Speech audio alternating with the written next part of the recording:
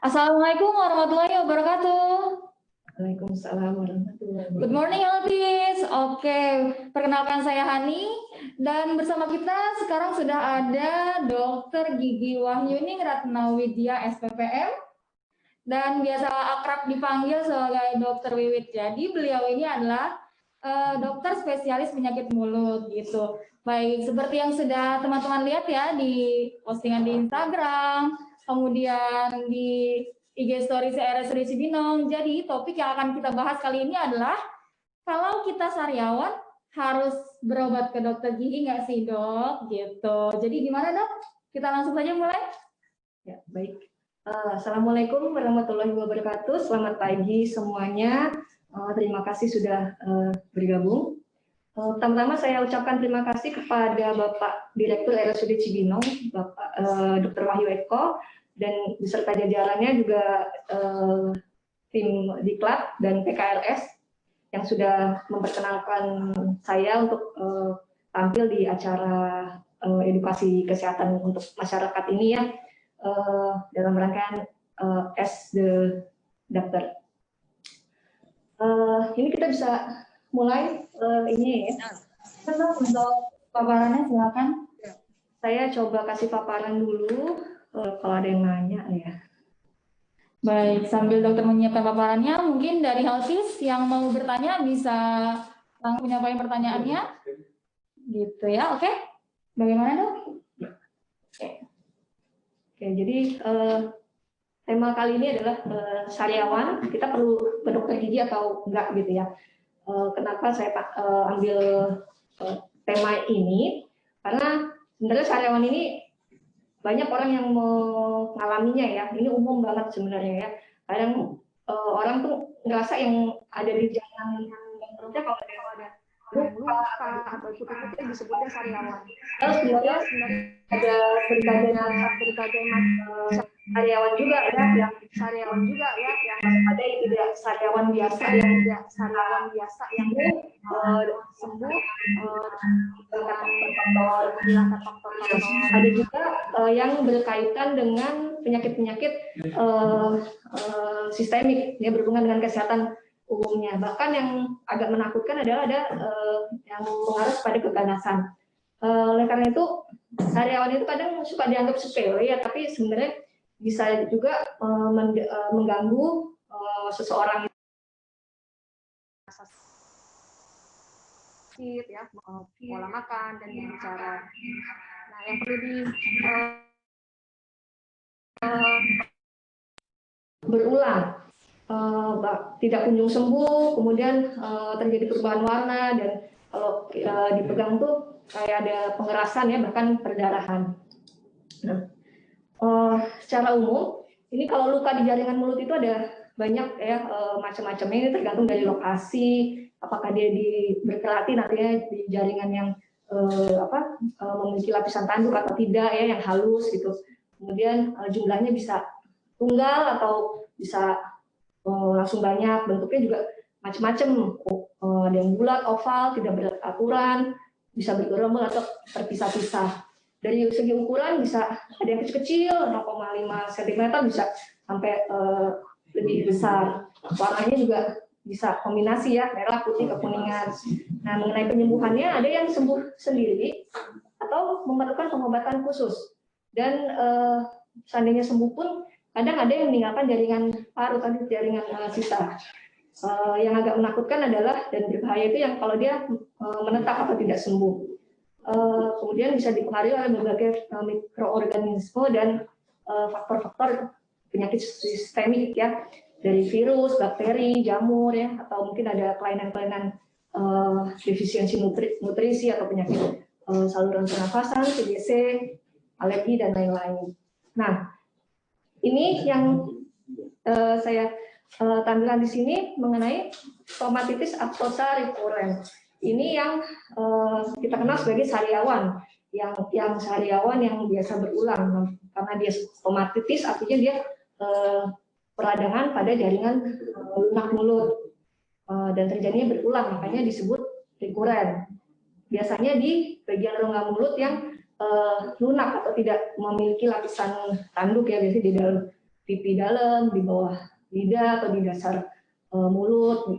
Kemudian bentuknya juga bagus ya, bentuknya oval atau agak-agak bulat gitu, putih kekuningan, tepinya teratur dan dikelilingi oleh warna merah. Biasanya kita sebutnya halo eritem. Dan yang khas kalau stomatitis aftosa recurrens ini yang membedakan dengan penyakit infeksi dari virus adalah dia tidak didahului oleh demam. Nah, penyebab pastinya ini dari literatur tidak diketahui dengan pasti, tapi dia bisa berulang sesuai faktor predisposisi atau faktor yang bisa mencetus timbulnya stomatitis aftosa recurrens ini. Yang pertama adalah dia genetik, jadi dia dari penelitian itu dikatakan bahwa genetik ini, orang yang memiliki genetik sariawan ini biasanya bisa menurunkan bakat sariawan ini kepada anaknya. Kemudian faktor lokal ya, apakah itu dia tergigit atau karena ada gigi yang tajam atau rusak, itu juga kalau orang yang sudah memiliki genetik sariawan ini biasanya lebih mudah juga terjadi sariawan.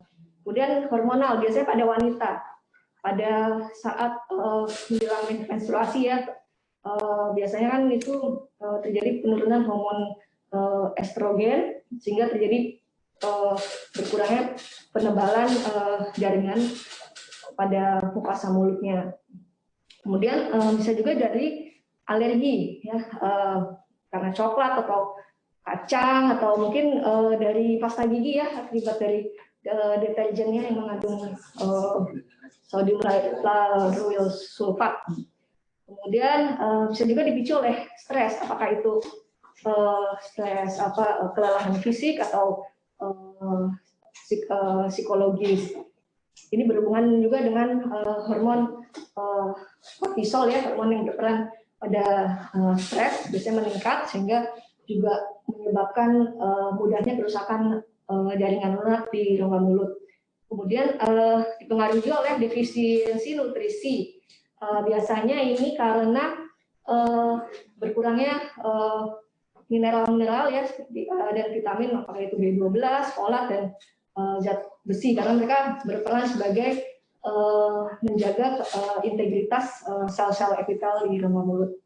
Nah, biasanya normalnya sih dia bisa sembuh sendiri di 7 hari. Tapi kalau yang besar dan bahkan banyak atau mungkin berulangnya sering, itu bisa sembuhnya juga lebih lama dan tentunya mengganggu. Nah, ini yang perlu segera dikonsultasikan ke dokter spesialisnya. Nah, ini ada beberapa tipe. Ada yang paling umum adalah yang tipe minor, yang kecil. Dia bisa sembuh sendiri tanpa meninggalkan jaringan parut. Kemudian yang mayor ini lebih besar, dia lebih lama juga dan dia lebih dalam ya, biasanya bentuk sariawannya, sehingga kalau sembuh dia meninggalkan jaringan parut, jadi ada bekasnya tuh. Kemudian yang herpetiform, dia bentuknya kecil-kecil seperti minor tapi banyak gitu. Tetapi agak beda dengan kalau infeksi virus herpes ya. Kalau virus herpes dia bergerombol banyak, kalau ini masih agak ada bisa terpisah-pisah lah. Nah, prinsip terapinya tiap kasus sebenarnya berbeda-beda, tergantung pemicu dan lain-lain. Tetapi prinsipnya adalah mengurangi rasa sakitnya dulu, bisa dengan obat kumur atau oles ya, yang mengandung pereda nyeri atau coating agent ya. Kemudian mengurangi rekurensi, maksudnya mengurangi sariawan itu bisa berulang sehingga bisa memperpanjang masa bebas sariawannya dengan menghilangkan faktor-faktor predisposisi tadi. Ini salah satu contoh gambaran yang didapat di poli spesialis penyakit mulut yang sempat saya abadikan. Kemudian ada lagi ulkus traumatik, ini orang nyebutnya sariawan juga, tapi ini dia biasanya khas dipicu oleh akibat gesekan atau benturan ya, karena sikat gigi atau karies lubang gigi yang tajam atau tambalan yang rusak. Nah, perawatannya dengan menghilangkan faktor yang menyebabkan benturan tadi gitu. Misalnya ada lubang gigi, giginya tajam ya, tentu perawatannya dengan penambalan. Kemudian kalau misalnya dia sudah menetap, walaupun faktor-faktor yang sudah dihilangkan, nah ini yang perlu diwaspadai ya, khawatirnya mengarah ke keganasan atau penyakit yang lain. Ada lagi luka di rongga mulut ya, yang terkait penyakit sistemik ya, bisa karena faktor-faktor kelainan autoimun atau penyakit ini kalau nggak salah dari pasien TB ya. Dan juga ada lagi berhubungan dengan alergi ya. Ini orang bilang bentuk yang berpulau-pulau gini sariawan, sebenarnya dia bukan sariawan, tapi dia memang berkaitan dengan penyakit kulit, biasanya ada kaitan seperti psoriasis. Nah, kemudian yang paling menakutkan ya, ini kanker mulut. Jadi kanker mulut itu pertumbuhan yang tidak bisa dikendalikan, jadi dia semau-maunya aja gitu ya, abnormal, tidak terkoordinasi, terus berkembang walaupun rangsangannya itu udah coba dihentikan dan bahkan diobatin gitu. Ini dia tingkat survival rate cukup kurang dari 3 tahun ya, makanya ini perlu diwaspadai. Faktor-faktor risikonya yang berpotensi biasanya karena penggunaan tembakau, alkohol ya, terus pinang, faktor genetik juga, dan juga pola makan yang biasanya kurang serat, dan juga virus. Pada literatur sempat dikatakan bahwa virus human papilloma virus ya, HPV, yang berperan dalam kanker mulut. Oleh karena itu perlu diwaspadai kalau terdapat sariawan atau luka yang tidak sembuh atau menetap lebih dari 3 minggu, kemudian didahului oleh timbulnya bercak merah atau putih di rongga mulut tanpa ada penyebab, atau bahkan tidak sakit. Kadang orang nggak aware karena nggak sakit, jadi nggak ke dokter gigi, padahal sudah ada tanda-tandanya ya, nggak bisa dikerok bahkan menetap.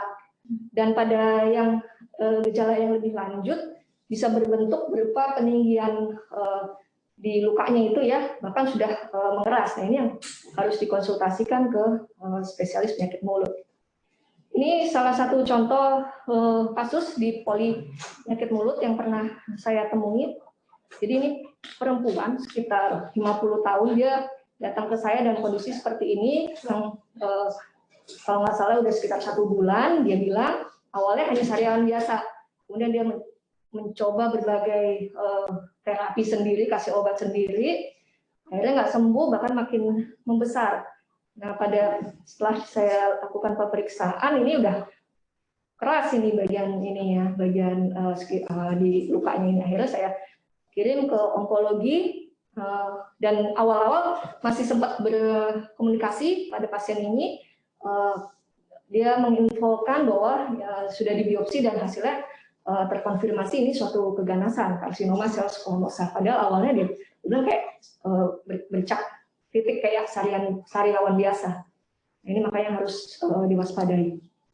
Ya, yang tadi saya katakan, luka yang tidak sembuh lebih dari 3 minggu, atau bercak merah atau putih yang menetap, gitu. Kemudian ada pembengkakan, ini segeralah ke dokter gigi. Apalagi kalau sudah ada gangguan pada saat menggerakkan rahang atau lidah, bahkan ada rasa baal gitu, ada sakit yang menjalar ke telinga atau ke tenggorokan, bahkan bisa terjadi perubahan suara. Ini harus cepat-cepat segera diperiksa untuk lebih mendapatkan penanganan. Nah, ini adalah contoh leukoplakia atau prakanker. Jadi sebelum terjadinya kanker, ini prakanker, tapi ini biasanya terjadi pada orang-orang dengan konsumsi tembakau atau alkohol yang cukup berat. Bentuknya hanya seperti bercak, tapi sebenarnya ini harus waspada karena ini udah mengarah pada keganasan juga.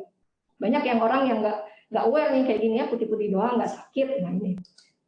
Kemudian, dari Ikatan Spesialis Penyakit Mulut Indonesia, ISMIP, itu juga menganjurkan pemeriksaan mulut sendiri untuk mendeteksi adanya kanker mulut atau juga kelainan-kelainan yang lainnya, khususnya kanker mulut ya. Jadi diharapkan dengan pemeriksaan sendiri diketahui apakah ada benjolan, ada luka, ada rasa sakit, itu bisa cepat terdeteksi dan penanganannya juga bisa lebih baik. Nah, ini pertama bisa dilakukan, kita kalau mau buka mulut cuci tangan dulu ya, cuci tangan di depan cermin, kita buka mulut bagian atas, kemudian bagian bawah, pipi dalam kiri kanan, kemudian langit-langit, juga bagian lidah, atas, depan lidah, ke bawah, dasar mulutnya juga, kemudian tepi lidah kiri dan kanan. Juga dites pergerakannya ya, apakah ada rasa sakit atau ada kekakuan pada saat menggerakkan lidah ini. Nah, kemudian bila dicurigai ada tanda-tanda yang tidak wajar tadi, maka sebaiknya segera ke spesialis penyakit mulut. Tadi saya bilang spesialis penyakit mulut itu sebenarnya apa sih? Mungkin banyak yang nggak tahu ya. Nah, jadi spesialis penyakit mulut adalah dia dokter gigi yang mengambil spesialisasi ilmu penyakit mulut. Jadi dia cabang ilmu kedokteran gigi yang khusus penata laksanaan penyakit jaringan lunak mulut dan sekitarnya. Juga mendeteksi dini kelainan jaringan lunak rongga mulut. Pelayanannya biasanya dilakukan pemeriksaan, konsultasi, dan perawatan yang pada umumnya bersifat non bedah. Untuk pasien yang terkait dengan kesehatan umum atau kondisi sistem penyakit tertentu, biasanya kita juga berkolaborasi dengan tim dokter spesialis umum dan juga tim dokter gigi spesialis yang lainnya untuk perawatan pasien yang lebih komprehensif, karena kondisi rongga mulut yang baik ini juga menunjang kesehatan umum pasien secara keseluruhan. Nah, jadi kesimpulannya adalah kalau ada luka atau kelainan pada rongga mulut itu bisa mencerminkan kesehatan umum secara umum ya.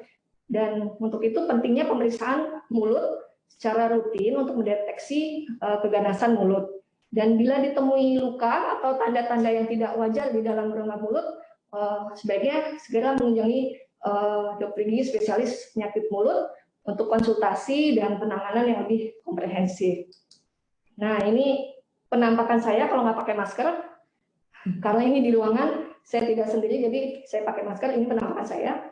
Jadwal saya di RSUD Cibinong hari Rabu, Jumat, dan Rabu Jumat di poli reguler, kemudian poli VIP di hari Selasa dan Kamis.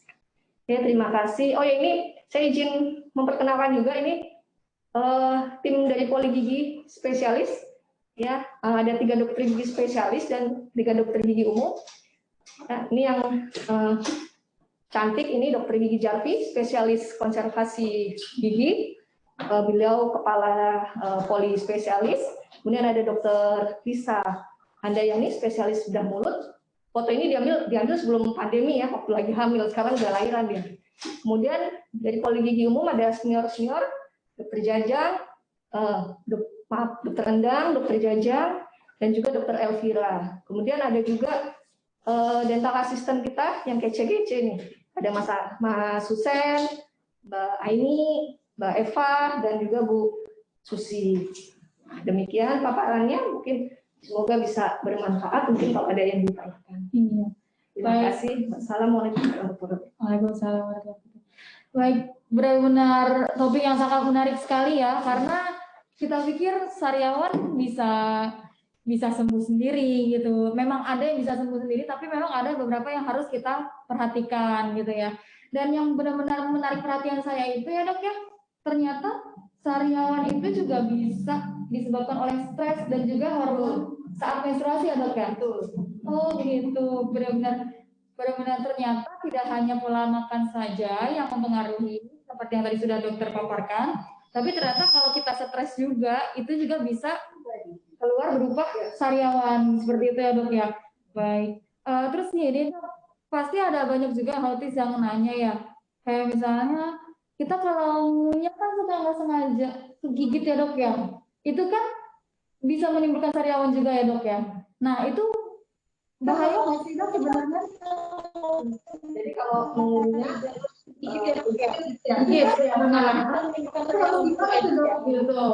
penanganannya biar nggak mudah tergigit ya, karena mengunyah berarti jangan mengunyah ya. Ya nggak ngunyah juga sih ya dok ya. Nggak unyah. Perlu diperhatikan dalam fungsi pengunyahannya. Jadi kalau mengunyah itu kan kita nggak bisa hanya satu sisi aja, tapi harus seimbang kiri dan kanan. Kemudian dilihat juga ya gigi-giginya, mungkin ada susunan gigi-giginya nggak teratur ya, atau mungkin ada yang tajam, ada yang biasanya kalau yang nggak pakai gitu ya itu karena ada yang tajam atau yang dia mepet ke pipi, jadi gampang digigit. Nah itu jadinya gampang terjadi luka, apalagi kalau emang orangnya udah nggak sariawan. Jadi bukan hanya karena kecerobohan kita aja yang ngasal ngunyahnya, tapi bisa jadi karena posisi gigi yang misalnya tidak sesuai, ada yang bagian yang tajam di gigi kita, jadi terus bergesekan dengan gusi bagian dalam, itu yang bagian lunak di bagian mulut ya dok ya. Oh begitu. Bagaimana admin sampai sekarang sudah ada heltis yang bertanya? Untuk admin? Oh oke. Jadi ada yang bertanya nih ya. Jadi, ini katanya kan kalau misalnya sariawan ya dok ya, itu kan ada obat konvensional yang diteteskan di cotton bud ya. Ya, jadi diteteskan di cotton bud. Terus cotton bud yang sudah diteteskan obatnya itu ditempelkan ke bagian lukanya itu yang di sariawan. Itu boleh nggak sih dok sebenarnya? Karena kan kita sebagai orang awam banyak banget terima informasi ya, ada yang pro dan kontranya. Nah, kalau menurut dokter spesialis sendiri itu sebenarnya gimana tuh dok?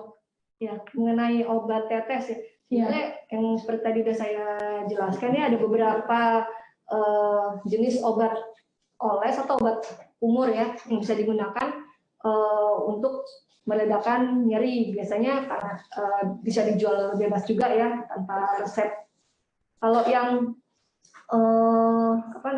kalau memang belum pernah menggunakan obatnya sama sekali sih, saya sarankan ini ya, konsultasi dulu tetap ke dokternya, jadi supaya pas gitu dengan obat yang dipilihnya. Tidak salah penanganan gitu ya dok ya. Tapi kalau hanya untuk meredakan nyeri ya mungkin bisa ya yang efeknya ringan atau obat umur ya. Tadi saya bilang ada yang kandungan asam hyaluronat atau asam hyaluronat. Jadi memang ada bahan-bahan yang harus kita perhatikan kalau kita kan, karena ada misalnya situasi yang memaksa kita, aduh ini sakit banget nih dok. Gitu.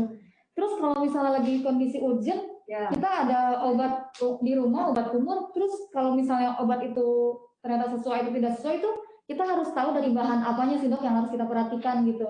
Ya, dari bahan aktifnya ya. Kalau dulu sih memang ada bahan aktif yang beredar bebas dan menimbulkan efek mengarah ke keganasan, tapi saya rasa sih udah nggak ada ya, udah ditarik, jadi mungkin bisa pakai obat yang lain. Tapi lebih amannya sebenarnya kan konsultasiin dulu deh, karena kan kadang bisa jadi dia ngeluh sariawan, tapi ternyata pas dilihat sebenarnya bukan sariawan gitu, atau hanya putih-putih yang sebenarnya ya bisa jamur atau yang lainnya gitu. Jadi mungkin untuk masalah pilih obat gitu. Ya. Baik. Ada juga yang bertanya dari Zoom grup chat nih ya dok ya. Katanya untuk sariawan ringan sendiri nih dok, disarankan apa sih penanganannya gitu? Mungkin dari penanganan kondisi urgent gitu ya, atau yang biasa aja nih sariawan gitu. Penanganannya itu seperti apa gitu?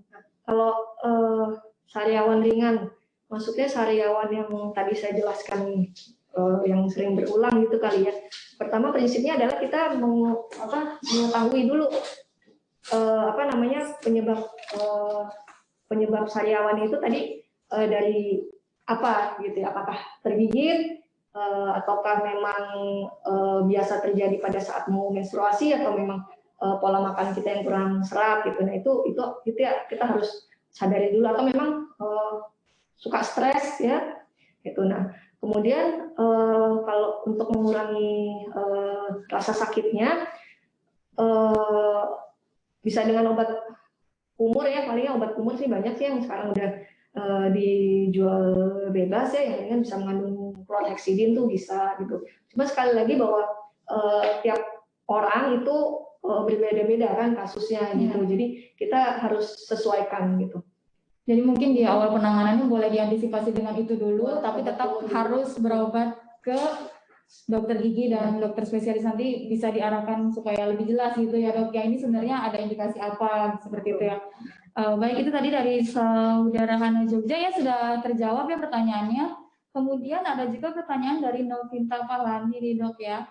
Katanya dok, mengapa menyirih pinang itu menjadi penyebab kanker gitu? Apakah karena pinangnya atau bahan apanya tuh dok? Katanya gitu. Kalau dari beberapa literatur memang dikatakan bahwa pinang itu mengandung karsinogen, jadi dia bahan yang bisa memicu kanker. Memang tidak secara langsung ya timbul, tapi dia mungkin terjadi penumpukan zat-zat itu dalam jangka waktu yang lama, dan juga faktor kesehatan si pasiennya juga yang mendukung untuk terjadinya.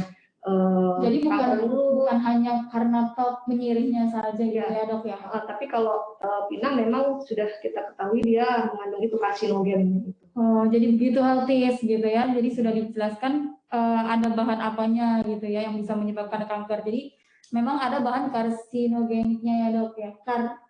Karsinogenik benar ya dok ya. Terus oke, untuk saudara Novinta Pahlani sudah terjawab ya. Kemudian ada juga pertanyaan dari saudara Suswantini Sudarwati. Izin bertanya dokter, apakah sariawan bisa disebabkan karena kekurangan vitamin C? Gitu. Mbak Suswanti ya. Iya. Jadi kalau yang tadi sudah saya paparkan, jadi sariawan itu kan ada bermacam-macam jenis dan tipe gitu ya. Kalau vitamin C itu kalau dulu itu pernah ada cerita tuh, nggak usah pas zaman perang apa ya, dia kekurangan vitamin C dan diketahui bahwa orang-orang itu menderita sariawan atau luka di rongga mulut yang banyak. Cuman sebenarnya tidak hanya vitamin C saja yang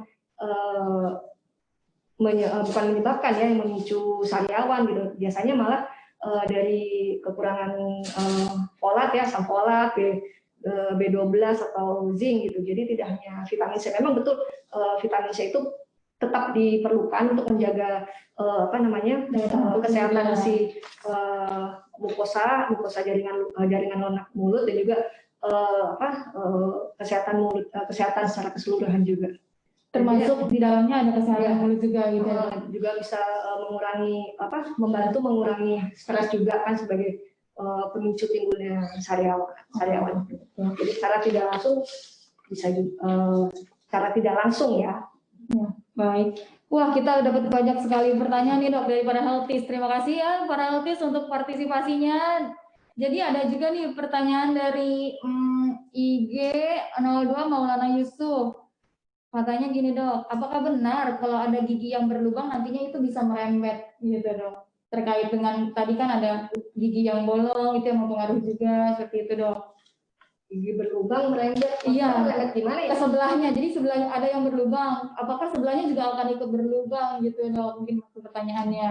Kalau mengenai gigi berlubang, sebenarnya tidak terlalu berhubungan dengan topik kali ini, tapi saya coba jawab ya. Jadi kalau gigi berlubang itu kan biasanya lebih erat kaitannya dengan faktor kebersihan rongga mulut ya, dia dan juga faktor lingkungan makanan ya, yang mengandung kadar gula yang tinggi, lengket gitu, akhirnya dia terjadi proses asam di gigi tersebut gitu ya. Kalau misalnya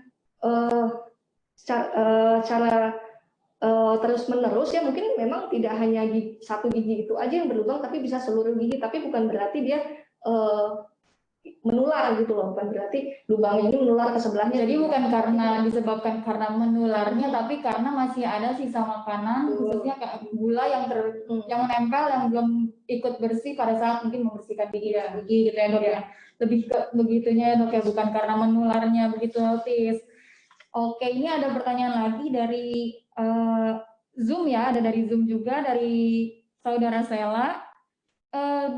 Dok, dulu saya kalau sariawan pakai obat konvensional gitu kan, dan sekarang yang tadi disebutkan yang obat tetes itu, ini pertanyaannya berkaitan nih dok sama Healthies yang sebelumnya. Jadi obat tetes yang diteteskan ke lengan ya, kemudian ditempelkan ke lukanya, katanya sekarang kan sudah tidak ada di pasaran dok, gitu. Ada nggak sih obat yang setipe dengan itu gitu dok? Karena pasti kan mereka juga banyak yang mencari obat yang mudah dijangkau gitu dok.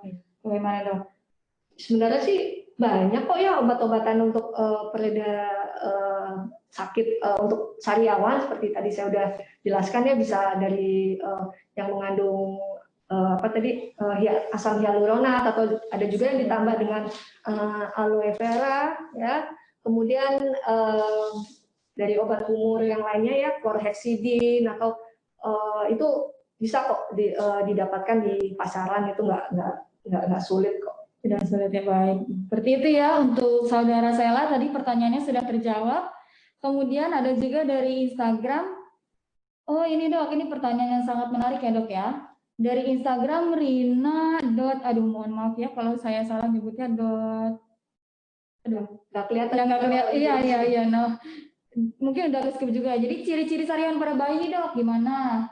Gitu, dan kemudian penanganannya seperti apa sariawan pada bayi. Terus mulai kapan gigi bayi itu boleh dibersihkan dan caranya seperti apa gitu dong. Sariawan pada bayi ya. Nah, tergantung, kita harus tahu dulu ini apakah betul sariawan yang luka atau putih-putih yang juga dibilang sariawan. Biasanya kalau bayi itu kan kadang suka ada putih-putih bekas susu, tapi bisa juga karena kurang bersih dalam pembersihannya, bisa juga memicu jamur ya gitu. Tapi apa namanya, kalau untuk kapan mulai dibersihkan ya tadi ya sejak mulai tumbuh gigi pertama itu sudah harus dibersihkan ya, tapi tidak harus dengan menggosok disikat ya, tapi bisa dilap ya, disekak gitu ya, disekak dengan jari ibunya bisa ya gitu tiap dia habis makan atau sebelum tidur pertama. Itu kan untuk penanganannya dok. Terus bisa dilihat nggak sih ciri-ciri bayi ini lagi sariawan gitu dok? Atau mungkin untuk membedakan itu sariawan atau hanya plak susu biasa gitu kan ya. Biasanya tentunya rasa sakit ya, kalau sariawan atau mungkin putih-putih karena jamur pada bayi itu ya dia pasti bayinya rewel gitu, sakit, mungkin ada kelihatan kemerahan juga ada kemerahan juga ya dok ya. Terus kira-kira mulai umur berapa nih dok katanya gigi bayi itu sudah boleh dibersihkan katanya? Biasanya awal tumbuh gigi itu biasanya sekitar 6 bulan ya, 6 bulan. Kadang mungkin bayi-bayi sekarang bisa lebih cepat kali ya, lebih sehat. Ya mungkin dari awal itu bisa lebih mulai diperhatikan, sambil juga untuk edukasi ke anaknya kan, supaya terbiasa dengan untuk menjaga kebersihan rongga mulutnya. Baik, ini ada pertanyaan dari Haltis, mungkin menjawab yang tadi sudah dipertanyakan juga ya dok ya. Apa iya sih dok katanya stres itu bisa berpengaruh dengan terjadinya sariawan gitu dok? Mungkin bisa dijelaskan lebih dalam lagi ya. Jadi kalau stres ya, jadi stres itu berkaitan dengan hormon kortisol. Jadi dia memang berperan pada kondisi yang pada saat stres. Jadi dia biasanya dia meningkat. Nah, sejalan dengan stresnya itu. Nah, si hormon ini memiliki sifat yang menurunkan imunitas tubuh. Jadi karena imunitas tubuh jadi turun, akhirnya mempermudah penipisan jaringan lunak dan memicu terjadinya luka, akhirnya jadi sariawan. Kurang lebihnya sih singkatnya sih kayak gitu. Mungkin kalau dari mekanisme secara medisnya itu agak panjang ya. Kurang lebihnya sih seperti itu. Iya, baik. Mungkin admin ada lagi pertanyaan dari Altis? Oke. Jadi ada lagi pertanyaan via Zoom ya. Mau tanya dok, bagaimana penata laksanaan untuk pasien yang datang ke GP, maksudnya dia dokter gigi. Dokter gigi umum saat datang ke keluhan nyeri akut seperti itu dok. Sebentar, ini ada panjang soalnya, saya memahaminya. Dari istilah medis ini saya takut salah sebut, jadinya dari Ibu Pandriani Lasnida ya. Jadi dia nanya bagaimana penata laksanaan untuk pasien yang datang ke GP, di mana saat datang dengan keluhan nyeri akut KMP, maksudnya karies mencapai pulpa kali ya.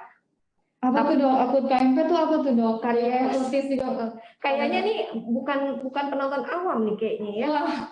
Betul nih dok, penontonnya banyak nih. Kayaknya dia dokter gigi ya dok ya. Dokter gigi juga ya. Hai Ibu Pandriani Lasnida.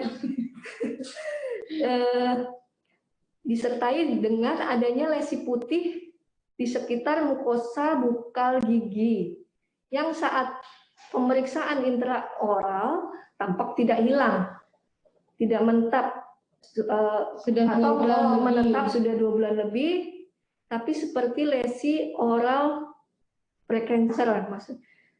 Dia maksud penata laksanaannya. Oke. Pertama mungkin yang harus diatasi adalah rasa nyerinya dulu ya.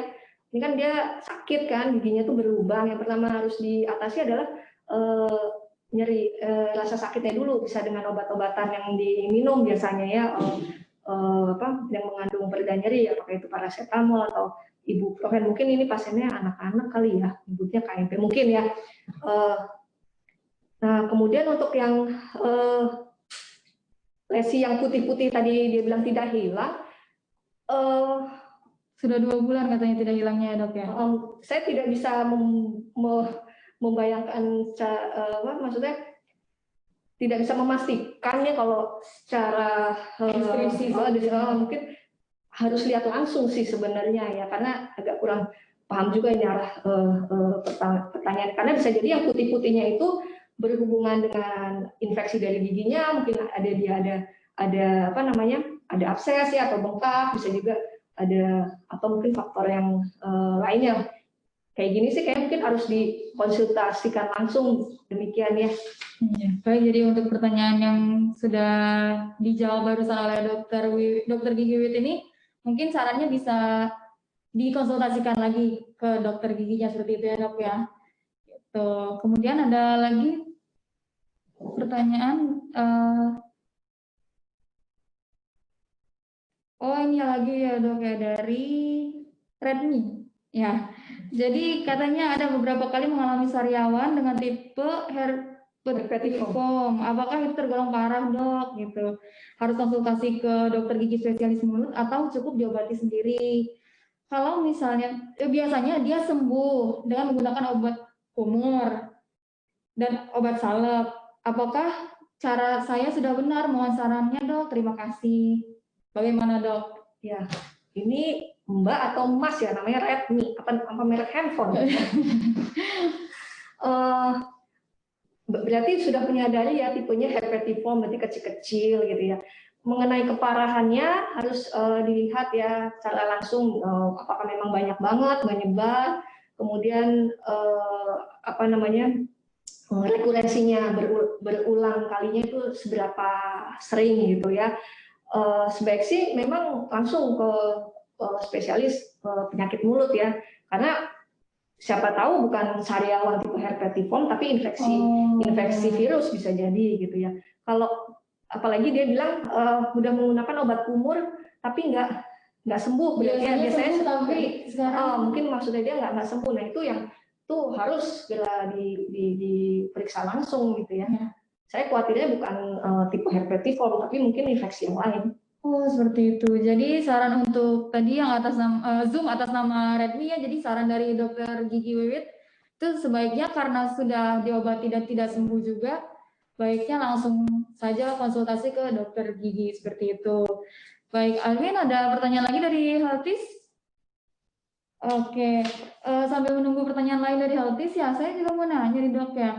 Tadi kan banyak sekali dijelaskan tentang jenis-jenis sariawan. Nah, kalau saya nih kan misalnya malu ya untuk ngasih tahu atau misalnya ngelihat ke kaca juga kan agak gimana gitu ya dok, atau mungkin nggak kelihatan di kacanya gitu ya, untuk tahu seperti apa sih nih luka yang ada di dalam gitu ya. Itu bisa nggak sih dirasa sama diri sendiri gitu dok, seperti apa gitu kalau misalnya ciri-ciri, oh ini kayaknya harus berobat nih karena lukanya seperti ini, itu bisa nggak sih dok kalau dirasakan sendiri gitu? Oh iya, maksudnya saya perlu, kalau sakitnya demikian perlu ke enggak gitu. Bisa nggak sih dirasakan sendiri gitu sebelum berobat? Kalau tadi kan ada beberapa jenis sariawan ya, ada dari yang memang sariawan stomatitis atau sarikulen atau sariawan lain berkaitan dengan kesehatan mulut atau bahkan yang mengarah ke keganasan. Nah, mungkin kalau yang memang dia terbiasa dengan sariawan yang stomatitis aorta rekuren, biasanya dia sudah hafal banget tuh dengan bentuknya, apalagi mungkin sebelum muncul pun dia kadang sudah hafal, mulai ada kayak bukan bintil ya, jadi udah ngerasa kayak ada radang gitu. Nah itu dia biasanya tahu ini bakal jadi sariawan gitu. Tapi misalnya dirasakan kok sariawannya agak beda ya, nggak kayak yang biasanya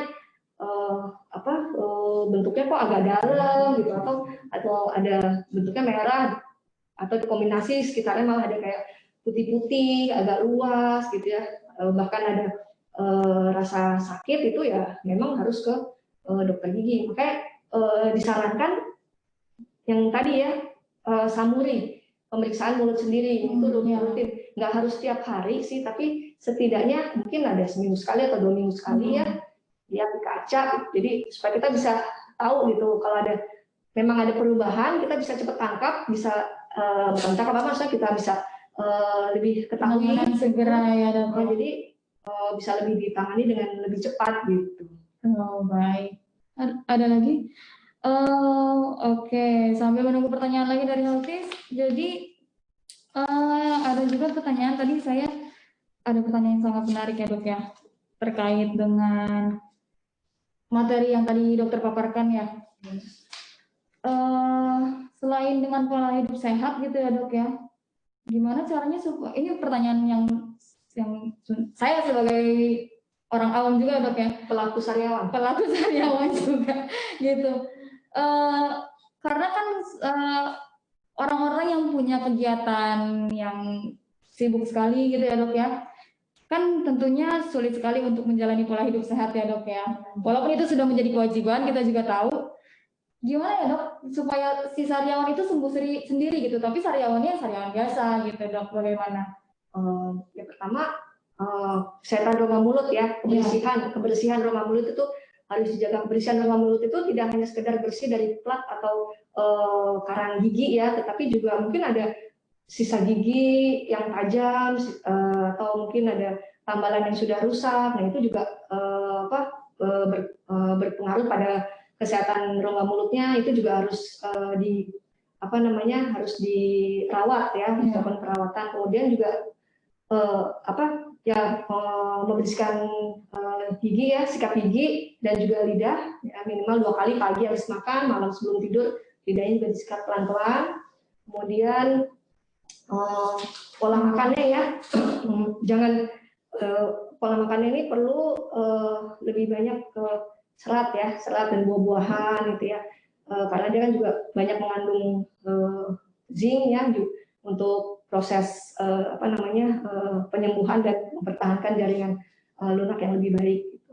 Kemudian juga perlu relaksasi ya, jangan stres gitu ya, apalagi kalau zaman pandemi COVID ini mikirin pandemi terus ya, setidaknya dibikin happy lah, cari kegiatan gitu ya, dan juga istirahat yang cukup, itu ya fungsinya. Gitu. Baik, jadi lebih ke menjaga kebersihan mulut dengan minimal gosok gigi ya dok ya, dan sering cek mulut sendiri. Baik, menarik sekali ya pembicaraan hari ini ya dok ya, yang tadinya kita kira sariawan itu sepele, tapi ternyata kalau tidak kita perhatikan dan tidak kita konsultasikan ke dokter, ternyata bisa menjadi penyakit yang tidak kita duga ya dok ya, seperti yang tadi sudah dipaparkan oleh dokter Gigi Wiwit ini. Baik, saya rasa cukup ya untuk sharing hari ini. Terima kasih dokter untuk paparannya, materinya, waktunya, dan sudah berbagi ilmu kepada kami dan juga para healthies. Dan di sini saya bisa ambil beberapa kesimpulan.